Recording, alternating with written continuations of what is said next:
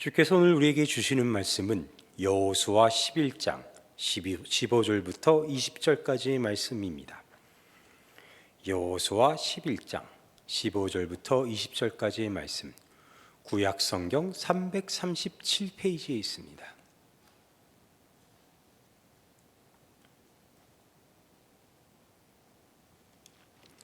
여호수아 11장 15절부터 20절까지의 말씀을 제가 읽겠습니다.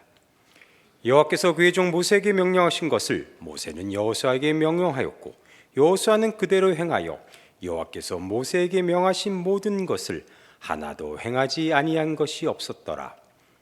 여호수아가 이같이 그 온 땅 곧 산지와 온 내겝과 고센 온 땅과 평지와 아라바와 이스라엘 산지와 평지를 점령하였으니 곧 세일로 올라가는 한락산에서부터 헤르몬산 아래 레바논 골짜기에 바알갓까지라.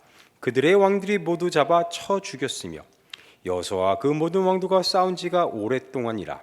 기브온 주민 히위 족속과 족속 외에는 이스라엘 자손의 화창한 성읍이 하나도 없고 이스라엘 자손이 싸워서 다 점령하였으니 그들의 마음이 완악하여 이스라엘 대적하여 싸우러 온 것은 여호와께서 그리하게 하신 것이라.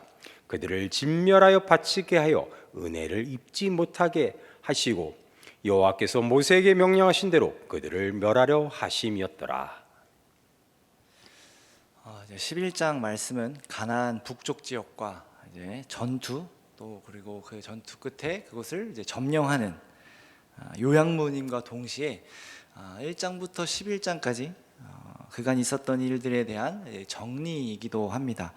10장에서는 이제 남부에 있는 이스라엘 남부, 가나안 땅 남부에 있는 연합군들과의 이제 전투였고, 11장에서는 북부 연합군들과의 전쟁을 이제 그리고 있습니다. 여호수아는 하나님의 말씀에 이제 순종하여 하나님께서 모세에게 명령하신 것을 이제 그대로 행했다. 그리고 하나도 행하지 않은 것이 이제 없었다. 이렇게 이야기를 합니다. 하나님께서 승리케 하신 전쟁을 말씀에 순종하여 잘 행하였다. 이제 이렇게 평가하고 있는 것이죠. 이제 남방 연합과 북방 연합군과의 전쟁에서 승리하고 이제 그 지역을 취하게 되었습니다. 혹시 제가 사진 보낸 거 혹시 띄워 주실 수 있나요? 확인이 안 됐으면 나중에 보면 되고요. 혹시 제가 아까 보냈는데 없으면 제가 다음번 설교 때 보여드리도록 하겠습니다. 대략적인 남방 지역이 어디 지역이고 북방 지역이 어디 지역인지 사진이었는데 다음에 보는 걸로 하고, 이제 이 모든 전투를 이렇게 정리합니다. 16절에서 19절까지의 말씀인데 보면은 이제 어느 지역, 여러 지역을 점령하였고 이제 그들의 왕을 모두 잡아 죽였다. 이제 이런 이야기입니다. 그리고 그들과의 전투는 오랫동안 계속되었다라고 정리를 하고 있습니다. 그리고 한 가지를 더 추가해서 이야기합니다. 이제 그것이 19절에서 20절까지 말씀인데, 기브온 주민 히위 족속 외에는 이스라엘 자손과 화친한 성읍이 하나도 없고 이스라엘 자손이 싸워서 다 점령하였으니 그들의 마음이 완악하여 이스라엘을 대적하여 싸우러 온 것은 여호와께서 그리하게 하신 것이라. 그들을 진멸하여 바치게 하여 은혜를 입지 못하게 하시고 여호와께서 모세에게 명령하신 대로 그들을 멸하려 하심이었더라. 그동안의 정리 혹은 요약이라고 생각해 보면 굳이 이제 없어도 되는 내용이기도 한데, 이 내용이 있는 이유가 뭘까라고 생각을 해보면 가장 쉽게는 이 전투 끝에서 가나안 점령 전쟁을 요약하며 보여주고 싶은, 또 이야기하고 싶은 이야기가 있다라는 거죠. 단순히 우리가 이런 지역을 점령하였고 이런 왕들을 죽였고 하나님의 말씀을 잘 순종하였다, 이제 이렇게 끝내도 되는 거였는데, 뒤에 이제 하나님이 은혜를 입지 못하게 하였다, 이런 내용들이 나오는 걸 보면 이제 이러한 은혜에 관한 내용을 이야기하고 싶은 것 같습니다. 내용을 살펴보면 이제 두 집단이 나옵니다. 히위 족속인 기브온 주민들과 그 외에 다른 족속들, 이스라엘과 싸운 이제 가나안 족속들이 나오죠. 사실상 이 두 집단의 차이가 무엇이었나를 이야기하고 있죠. 한 집단은 이게 오늘 말씀의 표현으로 보면 은혜를 입은 것이고, 한 집단은 은혜를 입지 못한 것이죠. 은혜를 입은 족속들은 이스라엘과 화친하게 된 것이고, 어찌 보면 진멸당하지 않았고, 은혜를 입지 못한 백성들은, 족속들은 이스라엘과 싸웠고 그 싸움으로 인해서 진멸당하게 되었습니다. 그래서 이렇게 표현하죠. 그들의 마음이 완악하여서 이스라엘과 싸우러 왔다. 이렇게 이야기를 합니다. 좀 더 자세하게 살펴보자면 여호수아의 2장을 보면 이제 이스라엘이 여리고의 정탐꾼을 보냈을 때 라합이 이렇게 말합니다. 하나님과 이스라엘에 대한 소문을 듣고 가나안 족속들이 두려워서 우리가 간담이 녹았다. 정신을 잃었다. 이런 표현을 합니다. 아마 이것이 보통의 가나안 족속들의 반응이었을 겁니다. 야, 우리 땅으로 오는 어떤 한 집단이 있는데, 이스라엘이라는 나라가 있는데 그들이 오래전부터 약속했던 땅을 취하러 온단다. 근데 그들의 신이 심상치가 않다. 여기까지 오는 소문을 들어보면 애굽 바로가 그들에게 굴복하였고 그들을 막아섰던 왕들이 진멸을 당했다. 죽임을 당했다. 그들은 우리보다 강한 나라였는데 그들이 아무 힘도 못 쓰고 이 이스라엘이 믿는 하나님이라는 신에게 죽임을 당했다. 손도 제대로 못 써보고 죽었다. 우리는 어떡하냐? 큰일 났다. 라고 하면서 두려워했던 거죠. 그런데 이 두려움 속에서 어떤 이들은 그 두려움 앞에서 하나님에 대한 경외를 표하였고, 또 어떤 이들은 끝까지 두렵긴 하지만 우리가 살기 위해 싸워야겠다 라고 생각했죠. 그래서 여기 보면 기브온 족속도 그랬고 라합도 그랬고, 사실상 하나님의 은혜를 구한 거죠. 경외를 표했다라는 게 하나님의 은혜를 구했던 거고 은혜를 입은 것이죠. 앞선 내용에 보면 라합은 이스라엘 정탐꾼들에게 증표를 원했고 그 증표로 말미암아 내가 살아남았다. 그 증표 가운데 살아남게 되죠. 그리고 기브온 족속들은 이스라엘과 조약을 맺었죠. 이것이 다 하나님을 두려워함으로 간담이 녹아 정신을 잃었던 그들이 하나님 앞에서 보였던 반응이었습니다.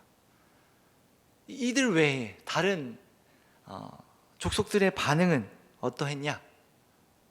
싸우기를 원했죠. 그들이 서로 연합하여 이스라엘을 대적하였습니다. 왜 이렇게 반응이 달랐을까?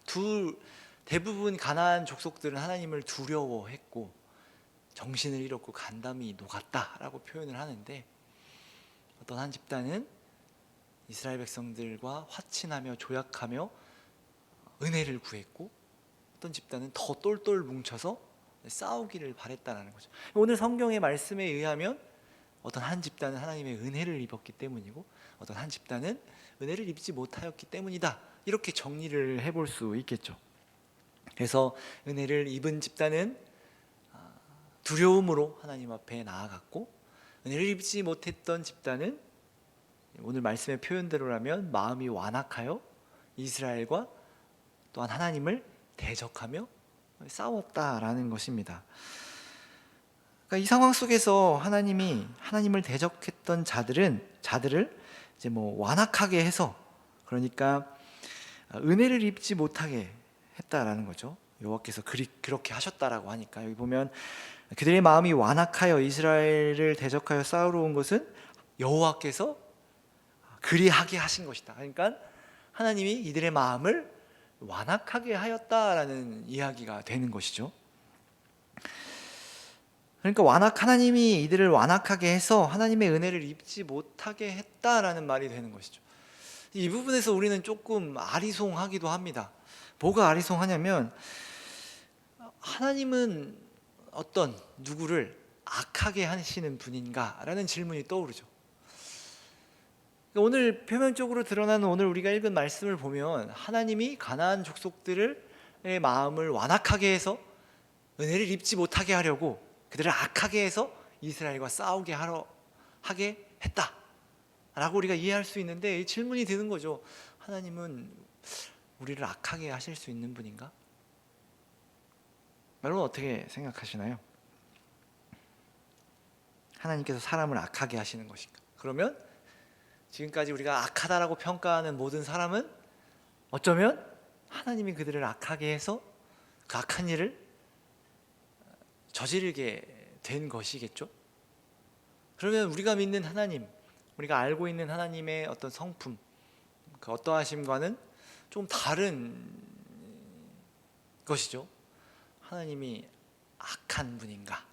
왜냐하면 누군가를 악하게 해서 악한 짓을 하게 만든다면 하나님이 악하신 분이 아닌가? 라는 질문이 또 따라오죠. 이 완악하게 하셨다라는 표현은 출애굽기에서도 등장합니다.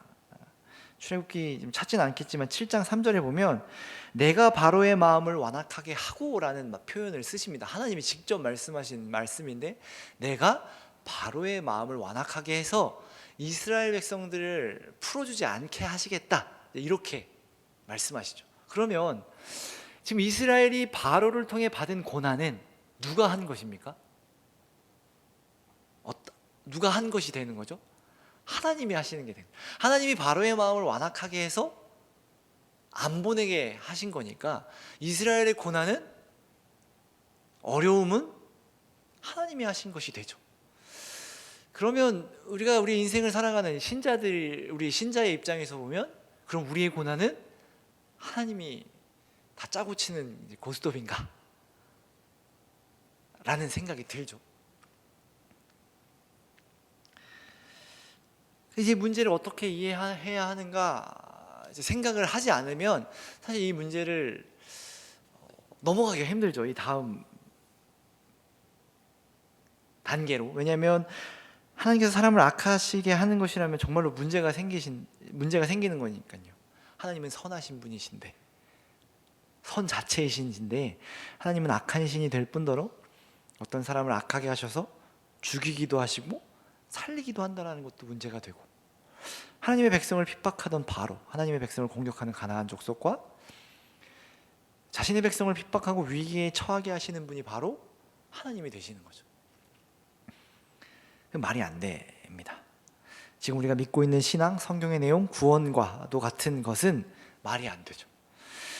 사람을 악하게 해서 우리를 괴롭히시기도 하시고 그러다가 구원해 주시기도 하시는 하나님, 어떻게 우리가 이해해야 하나? 우리를 위기 속에, 우리를 죽음 속으로 몰아놓으시고 우리의 고통을 보시면서 다시 우리를 구원해 주시고, 가지고 노는 것도 아니고, 그죠? 뭘까? 아직 고민해 봐야겠죠. 생각해 봐야 할 문제입니다. 물론 이에 대해서 이렇게 시원한 명확한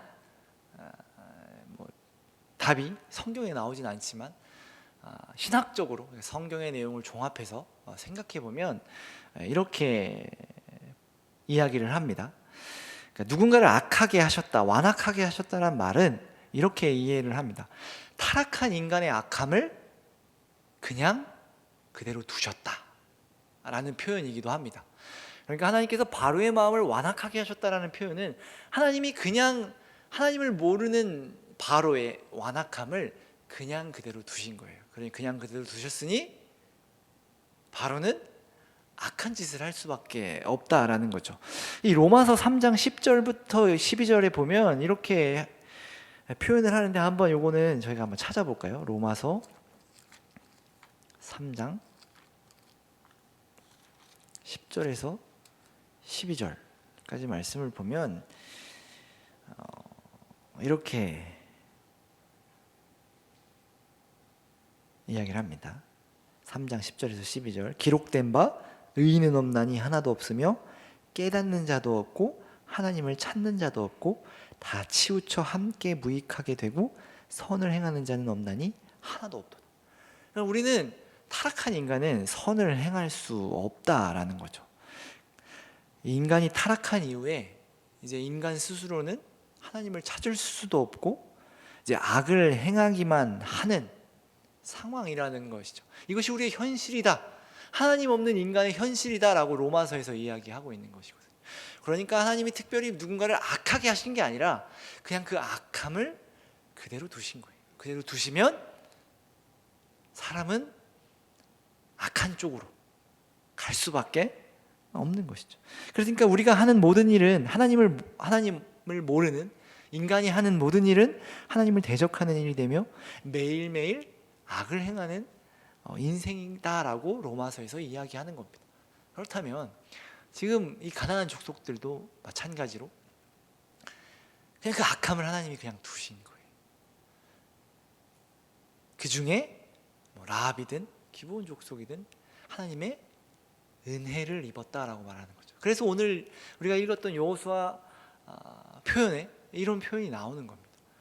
은혜를 입지 못하게 하셨다. 그냥 그대로 두셨다라는 이야기입니다. 그러니까 바로와 하나님을 대적한 가나안 족속들이 특별히 악한 것이 아니다라는 말입니다. 그냥 그대로 두면 깨닫지도 못하고 하나님을 찾지도 않고 다 치우쳐 모여서 모든 것이 무익하고 모든 것이 악한 일을 도모하는 거죠. 선을 행하는 사람이 아무도 없는 것입니다. 그러니 하나님을 대적할 수밖에 없는 것이죠. 그러나 이스라엘은 하나님이 선택하셨고 하나님께서 만나주시고 은혜를 주셔서 이제 깨닫게 하신 것이다. 우리가 이렇게 이야기를 하죠. 물론 무익하게 하며 선을 행할 수 없는 자들이었지만 하나님을 만나고 하나님과 함께 하나님의 말씀에 순종하며 그분의 백성으로서 살아가게 된 것입니다.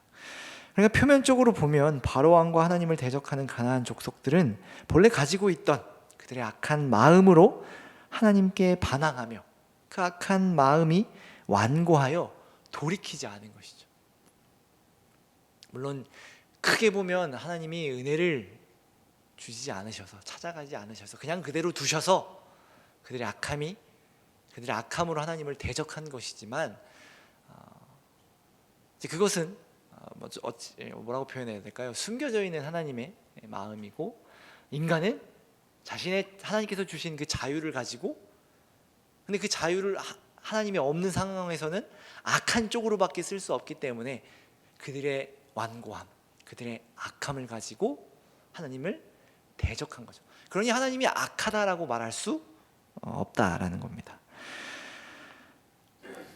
결국 하나님께서 그들의 마음을 완악하게 하였다라는 말은 그 악한 본성을 그대로 두심으로 그들은 반항과 완고함이 작용해 그 모든 행동을 하였고 그들의 책임이 되는 것입니다.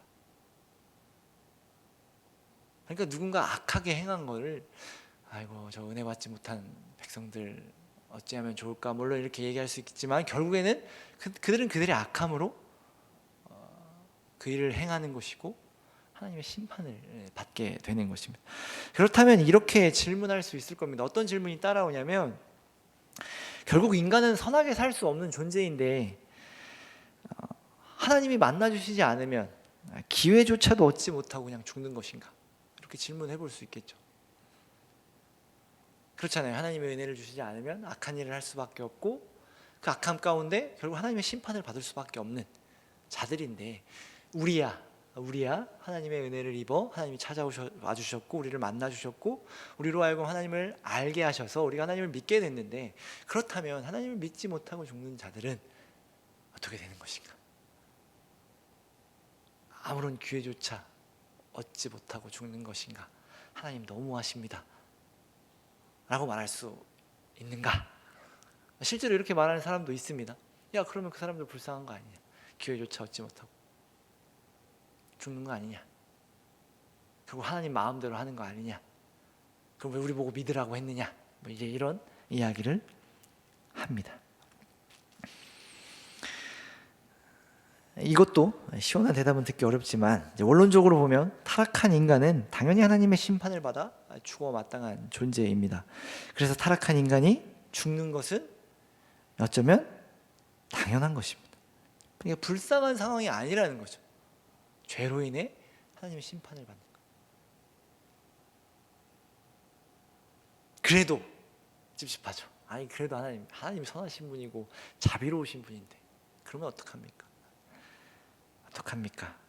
왜냐하면 이 죄가 나 때문이도 아니고 아담 때문인데 어떻게 해야 되는가? 아니 아담 한 사람으로 인해서 우리가 죄인이 되었는데 그럼 너무한 거 아니냐? 이렇게 되겠지만 거꾸로 말하면 결국 우리가 예수님 한 분만으로 선하게 되었기 때문에 그것도 어찌 보면 큰 은혜를 받은 것이죠. 그렇게 생각을 해야 하는 겁니다. 그리고 하나님께서 우리를 창조하실 때를 생각해 본다면 하나님께서는 우리에게 하나님을 선택하지 않을 자유를 주십니다. 아담에게 그럴 자유를 주셨죠. 그래서 아담이 선악과를 먹게 되고 하나님께 불순종함으로 하나님을 선택하지 않습니다. 하나님께서 지으신 존재인데 하나님을 대적할 수 있게 만드셨다라는 겁니다. 그러니까 사실 우리가 다 이해할 수는 없겠지만 하나님은, 그러니까 우리가 생각하는 자유는 더 큰 겁니다. 만드신 그분을 대적할 수 있는 자유입니다. 그러니까 하나님 우리에게 은혜를 주셔서 모두가 믿게 하면 좋겠는데 왜 그렇게 안 하시느냐고 물을 수 없는 거죠. 하나님이 그렇게 우리를 창조하시지 않았기 때문에. 그럼 하나님이 원하시는 게 무엇냐? 라고 한다면 간단하게 이야기하면 하나님은 우리와 교제하기를 원하시는 거죠. 사랑의 교제, 믿음의 교제, 그런 관계가 되기를 원하시는 거죠. 그래서 억지로 할 수 없는 겁니다. 하나님이 우리에게 사랑을 보여주심으로 우리가 그 사랑을 맛보고 알고 듣고 보고 우리의 마음으로 하나님을 하시기 위해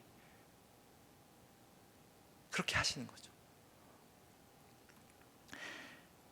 스스로 하나님을 섬기기를 바라셨습니다. 결국 실패했지만 하나님은 인간을 끝까지 포기하지 않으시기로 하시고 구원하시겠다고 그의 뜻을 정하셨습니다. 여기서 문제가 되는 거죠. 우리는 악을 행할 수밖에 없는데 하나님이 포기하지 않으시겠다라는 거예요. 그러니까 충돌이 일어나죠. 쉽게 말하면 우리의 자유와 하나님의 뜻과. 성경이 계속해서 이야기하고 있는 게 뭐냐면 하나님의 뜻을 우리가 이길 수 없다. 우리는 계속해서 악하게 갈 거지만 우리는 하나님의 뜻을 이길 수 없다. 그게 성경이 말하고 있는 것입니다. 하나님은 인간을 끝까지 포기하지 않으시기로 하시고 그 뜻을 정하셨고 그리고 우리 가운데 하나님의 말씀과 은혜를 베풀어 주셨습니다. 이스라엘처럼 하나님께서 찾아와 이끌어 가시며 아무런 조건 없이 백성 삼아 주시고 자녀 삼아 주심으로 그 은혜를 베풀어 주시고 백성 삼아 주셨죠. 우리가 그런 거죠. 또한 그렇지 않음에도 하나님의 이름과 영광, 전능하심을 세상에 보이셔서 그것을 보고 경외하는 자들에게 또한 그 은혜를 베푸시기도 하셨습니다. 이스라엘 백성만 있는 게 아니죠. 왜냐하면 성경에 보면 라합도 그랬고 룻도 그랬고 기브온 주민들도 그랬습니다. 하나님의 그 위대하심을 보고 듣고 알게 하셔서 물론 깨닫게 하신 건 하나님이시겠지만 알게 하셔서 하나님의 은혜를 입게 하셨다라는 거죠. 이들은 하나님의 백성에 속하게 되어 그 은혜를 누렸습니다. 또 다른 경우도 있습니다. 이들이 하나님의 백성이 되었는지 안 되었는지는 성경에 나오진 않지만 하나님의 말씀을 듣고 경외함으로 하나님께 나아가 그 은혜를 맛본 자들도 있습니다. 요나서의 선원들이 그랬고요. 니느웨 백성들이 그랬습니다. 니느웨 백성들은 결국에는 멸망했고 그들의 악함을 돌이키지 않았지만 요나가 가서 외쳤을 때 그들은 회개하였습니다. 그래서 하나님께서 내리실 진노를 내리지 않으셨습니다. 그러니까 니느웨 백성들은 하나님의 은혜를 입었던 자들이죠. 하나님의 말씀을 듣고 회개함으로 나아갔던 자들이죠. 하나님의 위대하심과 영광 앞에 엎드려 경배하고 말씀을 듣고 하나님을 경외했습니다. 결국 성경의 내용을 보면요, 하나님은 은혜 베푸시기를 원하시는 분이다 라는 것을 알 수 있습니다. 그러니까 오늘 우리 여호수아 말씀에서 읽은 것처럼 뭔가 하나님이 너네는 안 돼, 내가 너네들한테 은혜를 입히기 싫어, 그래서 너희를 악하게 할 거야 라고 이해하면 안 되는 것이고, 하나님은 원래 은혜를 베푸시기를 원하시는 분이신데 그들의 마음이 완악하여서 하나님의 위엄과 영광과 위대하심을 듣고도 그들의 마음의 완고함으로 돌이키지 않은 것이죠.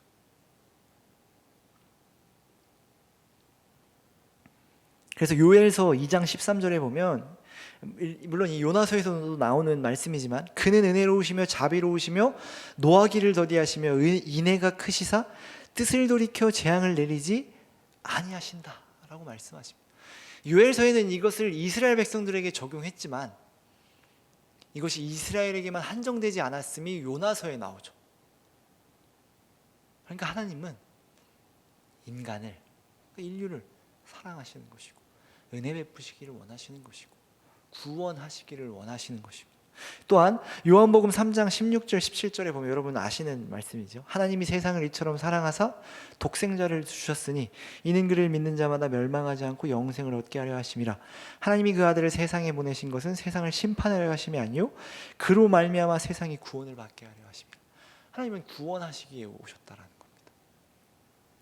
하나님은 살리고자 하시는 분이시지만 그분의 말씀과 하나님의 전능하심을 듣고 경험하지만 반응이 다르죠. 기브온 주민들은 경외하며 은혜를 구했고, 물론 이스라엘 백성들을 속였지만 다른 가나안 족속들은 마음이 완악하여서 오히려 마음을 합하여 하나님을 대적하고 이스라엘과 싸우러 왔죠. 사실상 은혜 받을 기회를 놓쳤다라고 볼 수 있습니다. 이를 통해 우리도 신앙을 좀 돌아봐야 할 것 같습니다. 물론 우리가 가나안 족속은 아니어서 우리가 어떤 구원의 문제에 있어서 하나님이 나를 버리시면 어떡하지? 내 구원받지 못하면 어떡하지에 대한 문제에 처해 있지는 않습니다만, 그러니까 이미 우리는 구원을 받았기 때문에 그런 문제는 아니지만, 이스라엘 백성들이 구원을 받았지만 하나님 은혜 안에서 결국 마음의 완악함을 고집하며 하나님의 말씀을 따르지 않았던 것처럼 우리도 구원받은 하나님의 자녀로서 그 은혜를 누리며 하나님의 말씀에 순종하며 베푸신 그 은혜를 누려야 하는데 계속해서 기회를 놓치고 있지는 않은지 생각해 봐야죠. 물론 하나님이 결국엔 이기시지만 이스라엘 백성들과 마찬가지로 그들의 역사 속에서, 그들의 인생 속에서 하나님을 대적하였고, 이렇게 보면 그들의 인생 속에서 결국 멸망을 막지 못하였고, 결국 멸망함으로 포로로 끌려가 살게 되었죠. 그 포로기에 죽었던 자들은 어떤 마음으로 살았을까? 그들의 마음은 어떠했을까? 물론 그 가운데 이제 돌이켜 회개함으로 하나님의 말씀을 따르려고 이제 그때부터 노력을 했지만, 그 주님이 주시는 은혜, 우리 인생 가운데 누리게 하시는 그 은혜를 누리지 못하고 하나님의 심판을, 멸망을 당한 거죠. 물론 하나님의 회복의 말씀과 구원의 말씀이 있었기에 그것을 붙들고 살아가는 자들이었지만 그들의 인생 속에서 누리지 못했던 것이죠. 우리는 어떻게 살 것인가? 그것을 누리며 기뻐하며 감사함으로 그 베푸신 은혜 가운데 살아갈 것인가? 아니면 우리의 마음의 완악함으로 계속해서 하나님을 대적함으로 살아갈 것인가? 물론 제가 구원의 문제를 계속 이야기하는 것이 아닙니다. 우리의 인생이 그렇다는 겁니다. 하나님은 우리를 구원하실 것입니다. 또한 우리를 변화시키실 것입니다. 결국에는 우리를 변화시키실 것인데, 내 마음의 완악함, 그 완악한 마음을 언제 여러분 돌이키실 것입니까? 인생의 고난을 만나면 사람이 변한다라고 하죠. 돌이킨다라는 얘기도 하고, 그러니까 멸망을 경험하고 나서 결국 돌이켰던 것처럼 우리도 결국 그래야만 하는가? 그냥 이스라엘의 그 역사를 우리도 따라가야 하는가? 우리는 그때만 다른 세상을 살고 있는 건데, 어떤 세상을 살고 있는 거냐면 예수님이 오셔서 모든 것을 이루신 세상을 살고 있는데, 성경을 보면 이스라엘이 원래 그랬지, 인간이 원래 그랬지, 나도 그렇지, 똑같이 이스라엘을 따라 살 것인가? 멸망을 경험하고 후회하며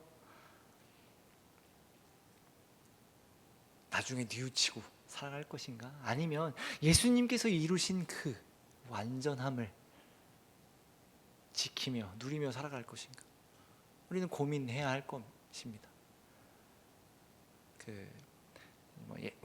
우스갯소리로 우리끼리 하는 얘기인데, 감리교와 장로교 비교를 하면서 얘기하는 게, 감리교에 사는 사람들은 이제 사는 사람들이라기보다는 그쪽 신앙은 책임을 강조합니다. 그래서 열심히 믿어요. 게으르지 않으려고 노력하고 열심히 믿고, 우리는 하나님의 주권을 강조하기 때문에 이제 괜찮다, 여유가 있죠. 괜찮다, 하나님이 다 하실 거다. 그래서 서로 어떻게 비난하냐면, 우리는 그쪽을 하나님의 그 인도하심도 믿지 않는 놈들 이렇게 하고, 그쪽에서 우리는 저런 게으른 자들 다 하나님이 하시겠다고 하고 할 건 안 하네, 이제 이렇게 놀리기도 하는데, 그게 서로의 강조점이 다른 것이긴 하지만 우리는 이제 어쨌든 장로교 안에 있으니 우리 한번 생각해 봐야겠죠. 사실 목사님들 저희끼리도 고민이 많아요. 왜냐하면 우리 하나님의 주권을 강조하다 보면 게을러지잖아요, 그죠? 저희도 게을러지는 것을 느끼기 때문에 이 말씀을 듣는, 괜찮다, 하나님이 하실 거다, 걱정하지 말아라 라는 말이 자칫 아무것도 하지 말아라로 이해될 수 있고, 또 우리 인간들은 듣고 싶은 이야기만 듣기 때문에 그러면 하나님이 다 하실 거니 조금 이렇게 게을러져도 되겠구나 라는 생각도 하기도 한다라는 거죠. 그러나 우리가 계속 이야기하는 게 뭐냐면, 하나님의 자녀로서의 삶이 뭔지를 안다면, 하나님의 자녀가 된다라는 게 뭔지를 안다면 게을러질 수 없다, 그게 결론입니다. 이 자리가, 하나님의 자녀로서 살아가는 자리가 얼마나 귀한 것이고, 하나님의 자녀로서 하나님의 말씀에 순종하며 살아가는 그 모든 행동들이 얼마나 영광스러운 것이고 얼마나 명예로운 것인지 안다면 게으르게 살 수 없다, 이것이 결론입니다. 근데 우리는 이걸 빼놓고 하나님이 다 하신다, 그리고 우리 다 소소해서 명예 이런 거 별로 원하지 않잖아요, 그죠? 명예 이런 거 원하지 않아서 그냥 뭐 내 인생도 이렇게 성공하지 않아도 중간만 하면 되니까, 신앙도 중간만 하면 되지라는 마음으로 살아가고 있지는 않은지. 물론 그것도 뭐 훌륭하면 훌륭하다라고 말할 수 있겠지만 하나님은 계속해서 우리에게 도전하시죠. 영광스러운 삶을 살아라, 좀 명예로운 삶을 살아라. 그래서 신앙생활을 경주에 비교하기도 하는 겁니다. 물론 그걸로 등수가 나눠지고 성공과 실패가 나눠지는 건 아니지만 명예를 알라라는 거죠. 영광을 알라라는 거죠. 1등, 2등, 3등 나눠서 너는 1등 이만큼 대접하고 이런 건 아니지만, 그렇게 우리가 열심을 내어 하나님의 말씀을 따라 순종하며 살아가는 그 영광, 그 기쁨, 그것을 알라는 거죠. 여러분 어떻게 사시겠습니까? 어떻게 살고 싶으십니까? 사실 지금처럼, 물론 여러분들이 어떻게 살고 있는지 제가 모르겠지만 그냥 안주하면서 사는 게 좋죠. 하나님, 주님 여기가 좋사오니, 이대로가 좋사오니 그냥 그대로 주십시오. 영광, 명예, 저는 욕심 없습니다, 하나님, 이렇게 이야기를 하죠. 그게 욕심이 없는 게 아니라 자녀로서의 삶을 모르는 거죠. 하나님이 우리를 자녀로 삼아주시고, 야 너 이 집에서 뛰어놀아라 그랬더니 저는 그런 거 필요 없습니다, 그냥 방에서 그냥 글이나 쓰겠습니다, 이러고 있는 거랑 똑같은 거라는 거예요. 주어진 것을 누리지 못한다면, 주어진 것을 누리지 못하는 삶이라면 우리는 아버지의 뜻을 모르는 겁니다. 마치 그 탕자의 첫째 아들이 그랬던 것처럼 충분히 누릴 수 있음에도 누리지 않았죠. 아버지에 대한 오해가 있었죠. 그런 것처럼 여러분, 우리 아버지는 우리가 생각하는 것보다 더 자비로우시고 더 은혜로우시고 더 인애가 크시사 우리에게 벌을 내리지 않으시려고 하시는 분입니다. 여러분, 그러니 하나님 안에서 더욱더 마음껏 기뻐하시고 누리실 수 있는 거 누리시고 할 수 있는 것들 해보시고 그렇게 살아가셨으면 좋겠어요. 하나님이 이기실 거라니까요. 우리의 실패가 하나님의 승리를 막지 못한다고 성경은 우리에게 계속해서 이야기합니다. 오늘 말씀에서도 사실 여호수아가 모세가 명령한 대로 다 못했잖아요. 기브온 족속들 살렸잖아요. 실수했잖아요. 그럼에도 그렇게 했다. 다 했다. 괜찮다. 계속 앞으로 가자. 아직 더 남았다. 하나님이 지금 여호수아에게 말씀하시는 거거든요.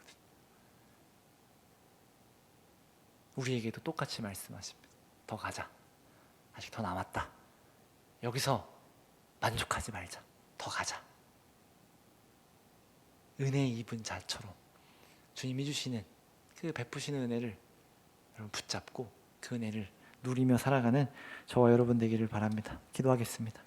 사랑의 하나님, 주님께서 우리에게 은혜 베푸시기를 원하십니다. 우리는 그 은혜를 받은 자로서 살아가길 원합니다. 하나님은 우리에게 은혜를 베푸시기 원하십니다. 또한 그것을 우리가 누리기를 원하십니다. 그 은혜를 누리며 기뻐하며 감사하며 살아갈 수 있게 하시고 선하신 하나님을 의지하며 우리를 이기시는, 우리를 끝까지 포기하지 않으시는 하나님을 의지하며 살아가는 주의 귀한 자녀들 될 수 있도록 주님 인도하여 주옵소서. 감사드리며 사랑이 많으신 예수님 이름으로 기도합니다. 아멘.